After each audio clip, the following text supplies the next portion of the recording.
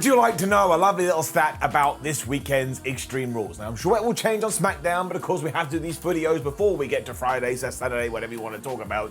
But at the moment, there is only one Extreme Rules match, and that was just announced from nowhere. Social media just went, oh, we've been thinking about it, and Roman Reigns versus the Demon Finn Balor will now go under this stipulation. I mean, why even bother? You may as well call it WWE Fubble Sticks. So just to get through this video, I think that's what we shall call this event. So my name is Simon Miller, welcome to What Culture Wrestling. We are about to predict WWE Fubble Sticks, and don't forget to get in those comments and let me know your predictions too. It's important. Let's get on with it. Now, the odd thing is that actually when you do go through the entire card, there are some matches that I'm super duper excited about, even ones that you wouldn't necessarily think that I would be. For example, Carmella versus Liv Morgan. Now, this is good for two reasons. One, I really do think Carmella has got better throughout 2021, and she's clearly been trying to do that. But also, two, Liv Morgan has finally gotten a pay-per-view. And I have been waiting for this for ages. Hell, I've been waiting for her just to have a regular appearance on WWF television. So the fact that we're able to do it here has made me so excited that I just called it the WWF. See? It's mad. I do admit it's kind of come from nowhere. I mean, they had that one match on SmackDown, and Carmella was like, oh no, I've broken my nose. And then 30 seconds later went, nah, it's all right, brah. I haven't broken my nose. And then for some reason, they were going to have a match. Now, there is a proviso. Liv Morgan has to beat Zelina Vega on SmackDown, but I'm just going to assume that that will happen. And Liv Morgan better win this one as well. No shade towards Carmella. Like I say, I think she's very good. But if she gets all the way onto a damn show, WWE Flubble Sticks, and then loses, we are going to be right back at square one. And look, she's got a buddy now in Toni Storm, and while it would make no sense, have her interfere if that's what you want to do. I don't care. I don't care how we get there, by hook or by crook. Liv Morgan has to win this match. What will really happen is that Zelina Vega, fresh off the Street Fighter tournament, she will interfere, or there'll be some kind of distraction, and in fact, I'm going with it. We're going to get distraction and the most devastating move in all of sports entertainment, the surprise roll-up, and Carmella will get the victory. It's WWE, and they always do the same damn thing. Following on from this, we have the Usos taking on the Street Profits for the SmackDown Tag Team Championships. And while we have seen this, let me just check. Oh, that's right, 8,922 times. You know it will kick ass, because they're a pair of really good teams. Also, as a quick note as well, I went to WWE London House Show over the last few days where the Street Profits were performing, and they're not bad on television at all. In fact, they're flubbing great. But when I saw them with my own eyes in a wrestling ring, my word, you quickly realise why they are where they are. I mean, Angela Dawkins kicks ass, Montez Ford is ridiculous with his massive dives. Somehow we need to push this more. I don't know how we do that, I'm just letting you know how I feel. It's quite a difficult one too, because if the Street Profits do lose here, they absolutely cannot have another tag team title match for ages, because they've tried and failed, and they've tried and failed, and they've tried and failed. But do we want to take the championship belts off the Usos when the bloodline right now is one of the best things about WWE? I suppose if you do want to tie into this whole, oh my gosh, Roman Reigns is going crazy because everybody wants a piece of him, this would be a great way to piss him off. I've just stumbled across this by accident. That's exactly what we should do. So yeah, have the Street Profits win. Maybe you could tie Paul Heyman into this as well, where he accidentally screws over Jimmy and Jey Uso, and then Roman could also be like, what did you do? You're with Brock Lesnar, I knew it. Why don't you love me anymore? That gives the Street Profits the titles, which they probably do need. It also protects the Usos. That's what I think we should do. Where's my phone? Hey, yeah, Vince, it's Simon Miller here. Yep, that's right, the guy that apparently you pay off when it comes to ups and downs because you're really worried about somebody else's finger. Look, I've got a really good idea. Yeah, no. I like that though. I think we get a championship change, which will be good. It will add something to the card, but also it does tie into the greater storyline, and that should always be your aim. So again, I've just changed my mind halfway doing my rant, and I'm going with the Street Profits. We're also going to have a triple threat match for the United States Championship as Jeff Hardy takes on Damian Priest, who takes on Sheamus. And I actually think this could be pretty damn good. Because Damian Priest likes to lay his stuff in, Sheamus likes to be the most aggressive man ever, and despite being in his 40s, Jeff Hardy hasn't seemed to realise this, so he'll probably find some kind of high platform and he'll just dive off it. And even though he's been doing this for 20 plus years, I will still go, oh my gosh, Jeff Hardy, you're crazy. Thank you for entertaining me. Certainly, I think the main reason Hardy is in this is because he is going to take the pinfall, because do not forget, only a few weeks ago, he was part of the 24/7 I'm going to run towards the ring geek when he wasn't kind of doing anything. This also probably means when we get to Survivor Series, I believe is the next pay-per-view, we will do Sheamus versus Damian Priest again, which I'm not up against, but this one just kind of feels a little bit too obvious. I also think that Priest should get the victory here because I want him to be a strong United States champion, and also it gives Sheamus all the ammunition he needs. He walks out on tour and he goes, "Oh fella, I'm really annoyed at you because I didn't actually lose, but yet still I'm not a champion." Worst Irish accent ever. So it's nice and simple stuff, and there's nothing wrong with nice and simple stuff. I just kind of feel like we should be doing more with Jeff Hardy. WWE will probably also do that thing when Hardy is down because he gets road kicked, and then Damian Priest hits Sheamus with the Hit the Lights or the Reckoning, or whatever the hell we're calling it these days, and then he pins Jeff for some reason, but it's all right, because at least we'll still come out the other side with Damian Priest and his belt. And that's like a childhood story I want to read, so let's not change it until we've been able to do that. Gone round the houses here. Damian Priest will win. The Raw Women's Championship is also up for grabs as we have Charlotte Flair versus Alexa Bliss.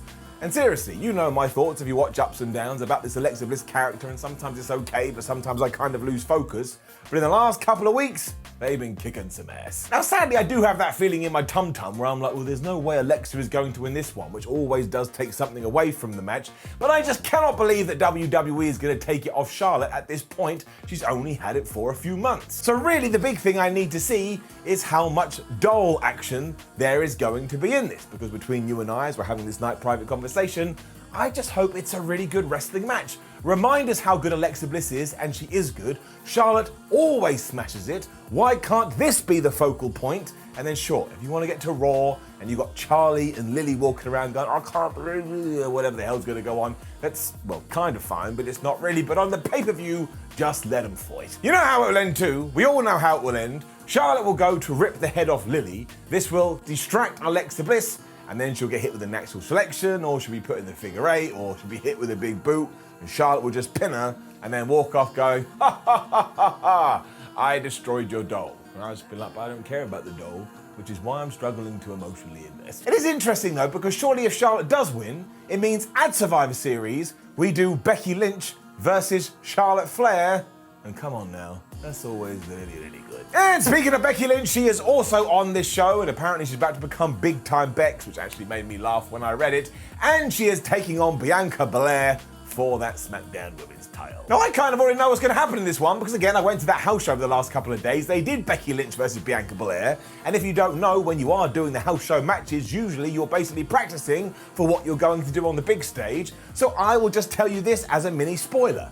If I am correct, this is going to be the best match of the night. It was flubbing great. And yes, if you care, Lynch was playing the heel role here with a bunch of kids going, "Mum, I don't really understand this. I wanted to cheer her, but she's not acting like a nice human." And Bianca Belair is just a flipping great athlete, honestly. Some of the things they did here, of course they're going to want to do on the pay-per-view. Why the hell wouldn't you? Bigger audience and all of that. You are gonna love it. So this does kind of fall into spoiler territory, but look, you never know what's gonna happen when we do get to Sunday. But surely Becky Lynch has to win this. Imagine she gets the belt at SummerSlam and then she loses it 4 or 5 weeks later. That's not gonna tie into this new persona character thing she's doing. In fact, it would suck. I am kind of intrigued what happens to Bianca after this, because she's going to be on a losing streak. And who the hell called that one? It seems absolutely nuts. But sometimes when you can put on a quote-unquote classic, nobody actually loses because you just both come out on the other side looking so damn good. And that's what I believe is going to happen here. But yeah, manhandle slam, 1, 2, 3. Becky will do something a little bit dubious beforehand, maybe a poke in the eye or some form of groinal shot, and she'll win. And we finish it off with our only Extreme Rules match on WWE Flubble Sticks, which is for the Universal title. Roman Reigns takes on the Demon, really scary, Finn Balor. And I really don't know how WWE is going to get out of this one. There is no way that Roman Reigns is losing his championship. I'd actually be alright with it, but I get he's got to fight Brock Lesnar and he's got to fight The Rock. These are just higher up the WWE hierarchy than poor old Finn. But if you are going to make Balor into his demon persona, don't just wheel him out and have him lose. That sucks. And I know, because it is an Extreme Rule match, he can get hit by a chair or thrown through a table or put into a cannon and shot into the abyss. But still, the fact he's only just come back in this role, I don't know, it just doesn't sit well with me. And I think that's why I've never really liked the Demon on the main roster, because we always put him in positions like this. And the out is probably going to be the fact that Reigns can do something absolutely devastating, which isn't a surprise roll-up, in order to go, well, it doesn't really matter that Finn Balor got defeated because, yeah, he got thrown out of the ceiling and then somebody chopped his head off. I don't know what the hell you're going to do. But I wouldn't main event with this. You probably will, but I wouldn't. But I just think the outcome is so telegraphed. Unless, of course, Brock Lesnar is going to be at this show. But even then, why the hell would he come out and cost Roman Reigns the championship when in a few weeks, he's going to have a championship match? That's not going to happen. Roman's going to win, which is fine. Roman is one of the best parts about WWE. Just don't get why we don't like Finn Balor more. You're like one of the best wrestlers in the world.